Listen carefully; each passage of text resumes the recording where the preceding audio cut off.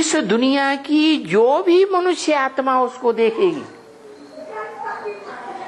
चाहे देवात्मा क्यों न रही हो और चाहे वो राक्षसी आत्मा क्यों न हो, रावण जैसी, कंसी जरासिंधी जैसी, ऐसी आत्मा भी संसार की उसको इन आंखों से देखेगी तो देखने मात्र से ही बोलेगी मेरा बाप आ गया, सारी सृष्टि का बाप आ गया। सिर्फ ब्रह्मा कुमार कुमारियों का नहीं, सारी दुनिया का बाप है। क्या? एक का नहीं है, सबका बाप। इन आंखों से देखेगा तो बोलेगा, ऐसे नहीं तीसरी आंख से देखे। किन आंखों की बात बताई? स्थूल आंखों से भी देखेगा और उसको पहचान हो जाएगी, इतना प्रभावित हो जाएगा। जैसे धर्मपिताएं आते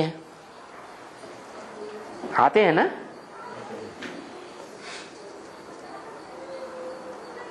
बुद्ध आया। इस दुनिया में बुद्ध को उस स्टेज में जिसने देखा, जिसकी यादगार आज भी बुद्ध के चित्र बने हुए हैं,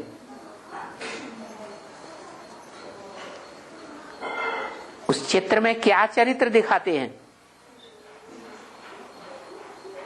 उस चित्र में कोई खासियत दिखाते हैं?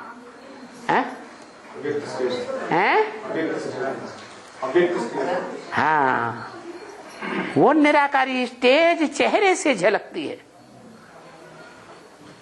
क्या? वो निराकारी स्टेज परसेंटेज की स्टेज है या 100% स्टेज है? 100% है। अगर 100% निराकारी स्टेज रहे तो सारी दुनिया उसे भगवान मानेगी, या कि कुछ मानेंगे कुछ नहीं मानेंगे?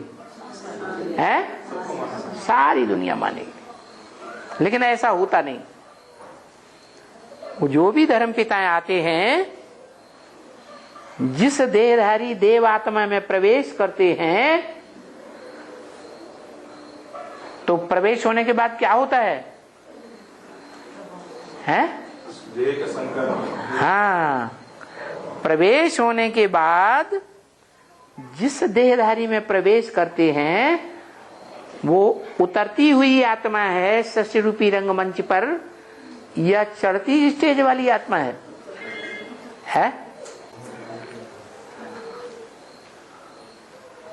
ये सब बंद कर दो। सबका बुद्धियोग खींच लेते हैं और बात सुनने ही नहीं देते।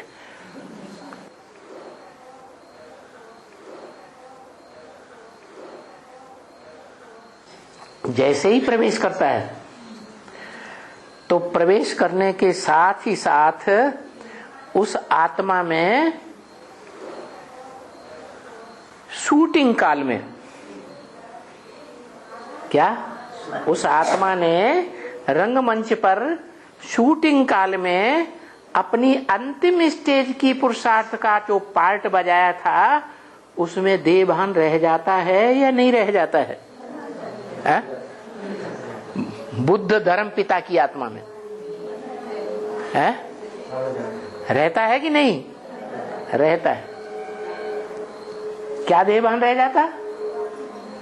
ये देहभान रह जाता कि वो धर्म पिता की आत्मा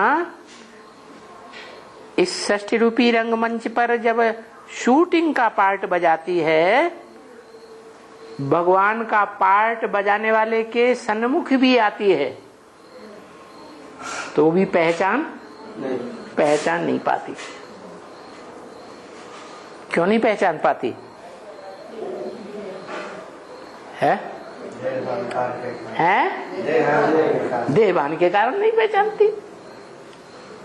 इतना जबरदस्त देहभान होता है जन्म जन्मांतर का। जब से बुद्ध धर्म का पाठ, बुद्ध नाम का पाठ बजाया, तब से लेकर के कलयुग के अंत तक जितने भी जन्म लिए, उसमें अति का देहभान भरा रहता है। क्या अहंकार ज्यादा रहता है अपने धर्मावलंबियों के बीच में, या अपने धर्मावलंबियों के बीच किसी के मुकाबले कम अहंकार रहता है देह का? है ज्यादा देह अहंकार रहता है। तो वो देह अहंकार जो है, वो उस बाप को, कौन से बाप को? जो मनुष्य सृष्टि का बाप है, उसको पहचानने ही नहीं देता। और अंतिम पुरुषार्थ की स्टेज में भी वो देह अहंकार नहीं जाता। जो साकार को भगवान मान सके, किसको भगवान मान सके? है साकार को। क्योंकि अकेला साकार भगवान हो ही नहीं सकता। भगवान कौन हो सकता है?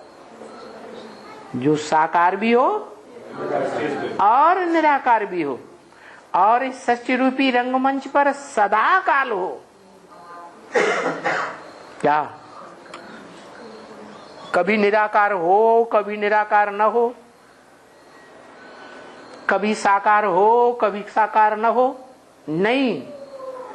इस सृष्टि रूपी रंगमंच पर वो आत्मा जब तक रहे, तब तक साकारी और निराकारी दोनों एक ही शरीर में पार्ट बजाए।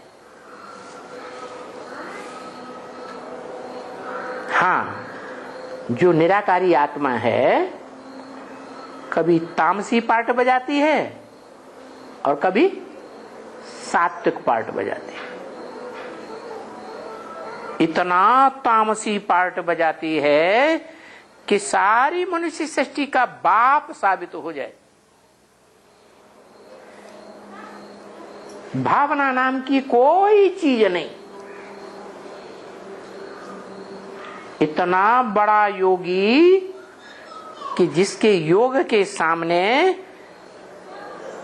दुनिया की कोई भी हस्ती टिक न सके।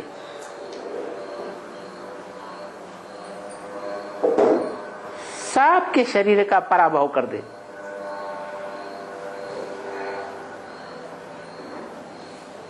जिसे कहा जाता है महाकाल। कालों का भी काल। काल किसको खाता है? आत्मा को खाता है या शरीर को खाता है? शरीर को खाता है। तो दुनिया के जितने भी शरीर हैं, सब काल के गाल में चले जाते हैं। उस महाकाल को वो धर्म पिताएं नहीं पहचान पाते। तो उनके देहभान, देह अहंकार को खत्म करने के लिए फिर धर्मराज की सजाएं निधि हुई। सजाएं खाते हैं तो पद भी नीचा हो जाता है। तो जितने भी धर्म पिताएं हैं, भले अपने धर्म में सबसे ऊंचे हैं, उनके धर्म में जितने भी फॉलोअर्स हैं वो उनको बड़ा मानेंगे, लेकिन इस संसार में आदि से अंत तक पार्ट बजाने वाले नहीं हो सकते। तो पता चल गया कि वो निराकार को सिर्फ याद करते हैं या साकार को भी याद करते हैं? हैं? किसको याद करते हैं? हाँ, माने स्वेच्छा से जब तक याद करेंगे वो निराकार को ही याद करेंगे, साकार को भगवान नहीं मानेंगे। पिटाई होगी, धर्मराज के डंडे खाएंगे, फिर मजबूरी का नाम। महात्मा गांधी क्या करे? वो तो मजबूरी हो गई। उस समय मानते हैं, लास्ट में। किसको? बाप को, जो साकार भी है और निराकार भी है। तो बुद्ध में जो निराकारी स्टेज है वो खींच खींच के निराकार को याद करते हैं, और हम बच्चों की स्टेज कैसी है? खींच खींच के निराकार ज्योति बिंदु को याद करते हैं कि हमारा अभ्यास पड़ा हुआ है जन्म जन्मांतर का साकार को याद करने का है, साकार को याद करने का हमारा भी अभ्यास पड़ा है। लेकिन हम जिसके अभ्यासी हैं, जिसके संग के रंग में 63 जन्म ज्यादा रहे हैं, 21 जन्म तो रहे ही है, तो वो हमें सहज सहज याद आता है साकार, और हमारी बुद्धि में बैठ जाता है कि साकार में वो निराकारी स्टेज वाला एक ही है, आत्मा है। बाकी वो जो है वो सदा काल साकार में नहीं होता। कौन? शिव। वो इस षष्ठी रूपी रंगमंच पर जब संगम में शूटिंग पीरियड में आता है, तब ही निराकार साकार में रहकर पार्ट बजाता है। बाकी 5000 साल सिर्फ निराकार या साकार के साथ? सिर्फ निराकार। तो उसकी तो बात ही छोड़ दो, वो तो तुरिया है, उसके जैसा तो कोई हो ही नहीं सकता। हाँ, वो जिसमें प्रवेश करता है वो साकारी भी है इस सृष्टि पर और निराकारी भी है। तो उसको दूसरे धर्म के लोग, दूसरे धर्म के धर्म पिताएं नहीं पहचान पाते। हाँ, जो भारतवासी उन धर्म पिताओं के धर्म में कन्वर्ट हो गए थे, हिस्ट्री में कन्वर्ट हुए ना भारतवासी, वो ही आत्माएं अंतिम जन्म में ब्राह्मण बनती हैं, और ब्राह्मण बनकर के जैसे वहां कन्वर्ट हुए थे वैसे इधर कन्वर्ट हो जाते हैं, और साकार में निराकार को याद करते हैं। तो पहचान का तरीका उनका क्या हुआ?